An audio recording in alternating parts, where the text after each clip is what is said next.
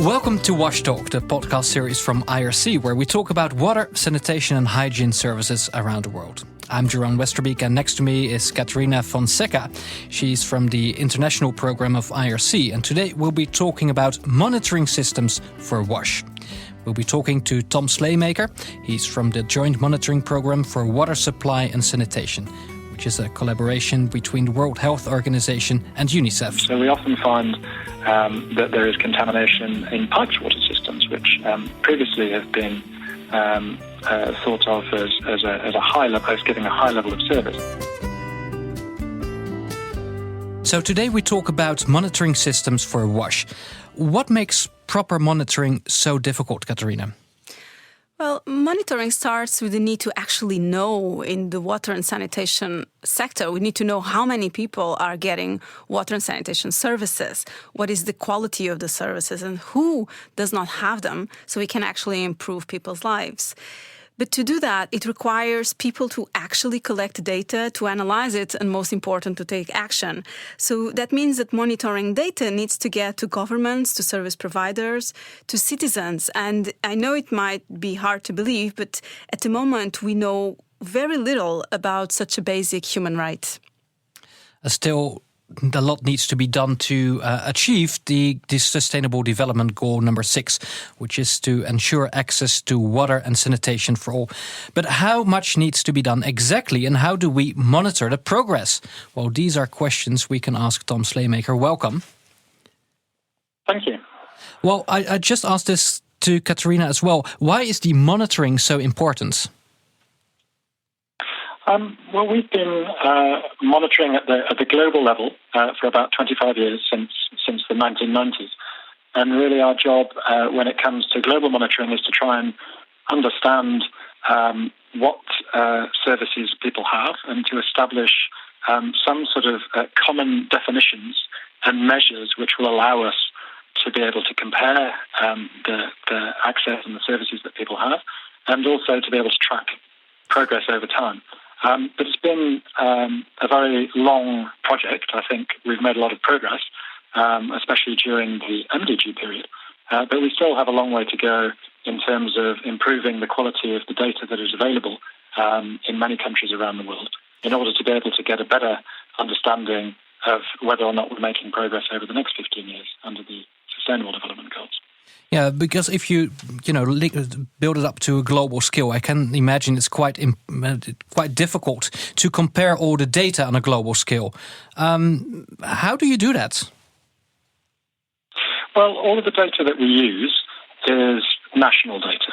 So the Joint Monitoring Programme doesn't go around the world running surveys. What we do is we work with governments who are running surveys, and we try to establish some standard questions and definitions which they use when they ask people what kind of drinking water source they use, what kind of sanitation facility they have, and whether or not they have a hand washing facility. And as those definitions have become more standardized over time, it has enabled us to then be able to compare progress across countries.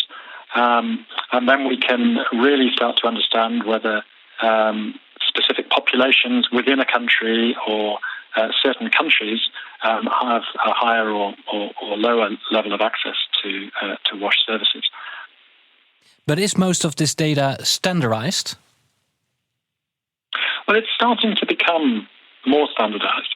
I think 15, 20 years ago, we had a lot of data on just drinking water, but without being able to understand what is meant by the term drinking water, without being able to understand the different types of facilities that people are using, it's very difficult to be able to make a meaningful comparison about the quality of services.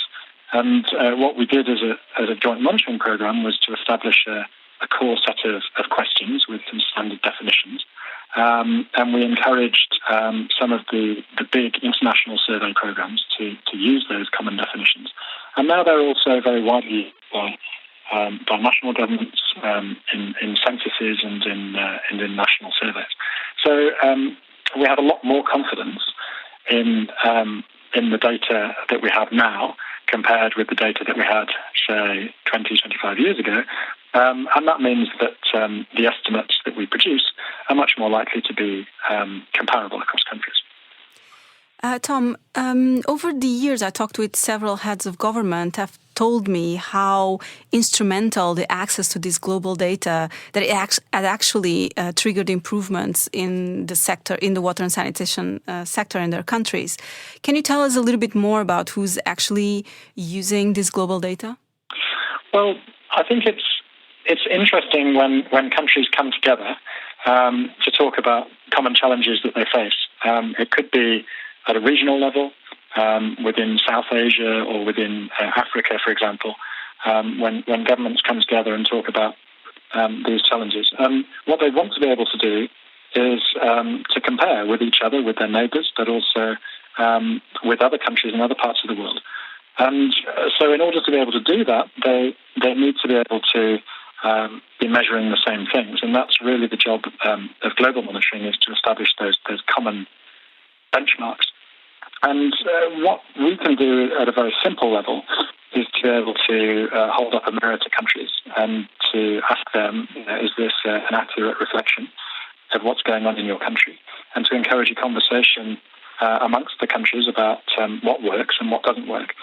And I think that's been particularly useful when it comes to some of the big global initiatives to improve progress on water and sanitation. So, for example, the Sanitation and Water for All Global Partnership is all about bringing countries together, analysing the situation in those countries, and discussing what's working, what's not working, what they can learn from each other, but also how they can help each other, and how donor countries can target their support to those countries which are most in need.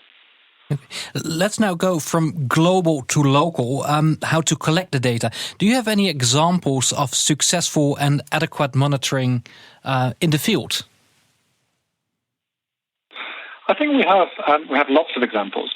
One of the shifts as we move from the MDGs to the SDGs is that we're going beyond just monitoring drinking water and sanitation, and we are adding hygiene, so that means hand washing with soap and water. But we're also going beyond just monitoring the types of facilities that people use, and we're starting to look at service levels. And one of the most serious concerns during the MDG era was about the quality of water that people were drinking. So although we had good information about the types of sources that people used, whether they were using piped water or whether they were using boreholes or dug wells, for example, we didn't have any information on the quality of water that was supplied. And how is it tested? Who's doing the actual testing then? Well, in the last few years, we've been working very closely with people who run some of these big household survey programs, and trying to see if we could include water quality testing as part of those household surveys. And at UNICEF, we have what's called the multi-indicator cluster survey, which has been running for many years, looking at the situation of women and children. And what we've been able to do is to use a very simple test, which is quite cheap and quite easy to do in the field, in order to be able to test the quality of water that people are drinking in the household, and also the quality of water which is available at the source, which is where they collect it. And this is very powerful because it gives us information about inequalities, not just in terms of access, but also in terms of the quality of water that people are getting. And we see some very interesting patterns. So we've done this for a small number of countries over the last year or two, and this will now be included as a standard part of the household survey program going forward. So I expect to have a lot more data in future. But it shows us that sometimes it's not necessarily those who we expect to have poor quality water who actually have quite serious problems. So we often find that there is contamination in piped water systems, which previously have been thought of as a high level, as giving a high level of service. And I guess now with these tests, you're able to track this, because the household service can use these globally available tests now, isn't it? Well, that's right. So as the data starts to become available for more and more countries, we can make an assessment of the quality of water that people are getting now, but also we'll be able to track trends over time, and we'll be able to see whether the quality of water is improving or deteriorating, and we'll get a much richer understanding of the quality of services that people are getting. With the Millennium Development Goals, the world was very proud that we had reached the targets for water, of people having access to water, to some sort of water. But now we're going more in depth of actually what those services mean, and with water quality testing starting to kick in. Do you think is a step back? So actually, we were all very proud we achieved the Millennium Development Goals, but now we're starting looking deeper into it, and actually the picture is not so rosy, because even if people have access, it's of very poor quality. How is the UN handling this kind of, looks like a step back? Yes, I think it's an important challenge that we have ahead, which is to communicate the shift. So previously we've been looking at simply whether people have access to an improved or an unimproved drinking water source or sanitation facility, which is a very basic piece of information. It's very useful to be able to understand levels of access, but it doesn't really tell us much about the quality of those services. So as the monitoring becomes more sophisticated, then inevitably, I think we're going to see that the levels of coverage will go down. So as we start to measure things like water quality, as we start to measure availability, and as we start to measure things like what's happening to the fecal waste, which is coming from those sanitation facilities, then we're going to see a much more complicated picture. And the challenge will be to communicate what's going on in a simple way, so that policymakers can understand whether or not they're making progress, and also the reasons why they're making progress in some areas but not in others. So definitely, as we start to monitor more things, and as we start to combine those different elements into more complex forms of measurement, then we risk confusing people. The picture is not as simple as it was when we had very limited data, but ultimately having more data on these different elements will help us to really understand what's going on and to be able to do something about it. What are, at this point, the major challenges for adequate monitoring? Well, I think I would focus on two things, which are going to be really challenging over the next 15 years. One is the commitment to universal access and leaving no one behind. And that means that we need to be able to get more and better data on which parts of the population have access and which are being marginalised or excluded.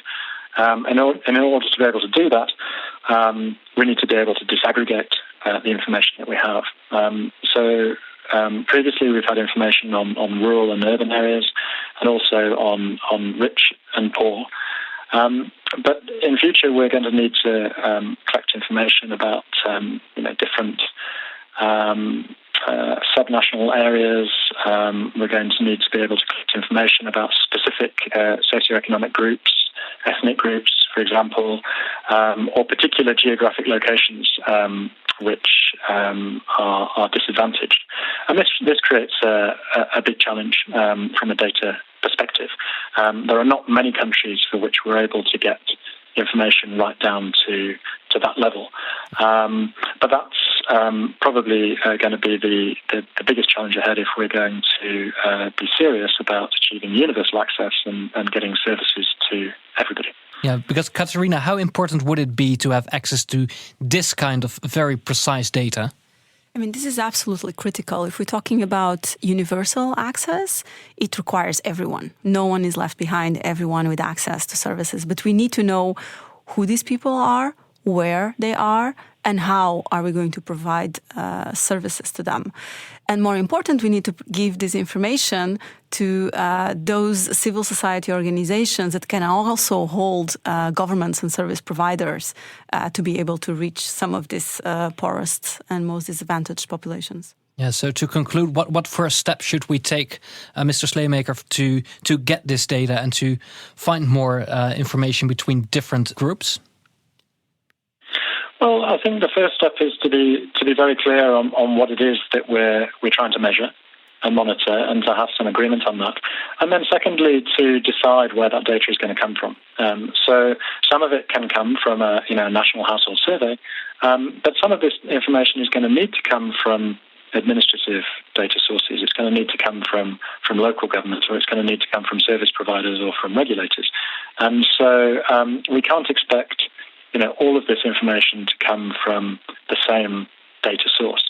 So at a country level, there needs to be a discussion about where these different types of data can come from, and also secondly, how they can be brought together and how they can be put into the public domain, so that people can analyse them and can understand what's going on and can take action to address the problems. So it needs quite a big conversation at a country level about what data exists, what's missing, what needs to be done to fill those data gaps. Okay, lots needs to be done. Thank you very much, Tom Sleemaker from the Joint Monitoring Programme for Water Supply and Sanitation. Katerina, to wrap up, what are the most important takeaways from this episode of Wash Talk?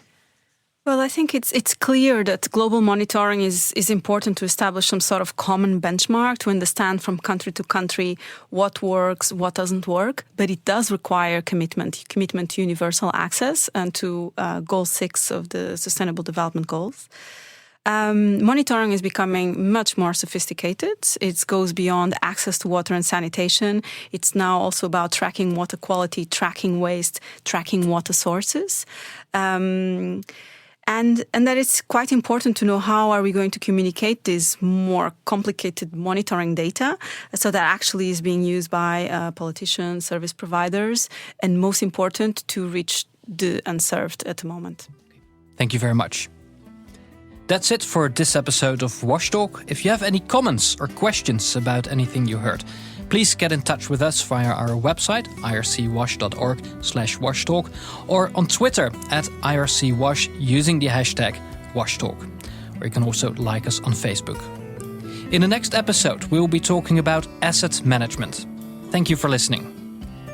This podcast was brought to you by IRC, an international think and do tank that works towards finding long-term solutions to the global crisis in water, sanitation and hygiene services, mainly in rural areas.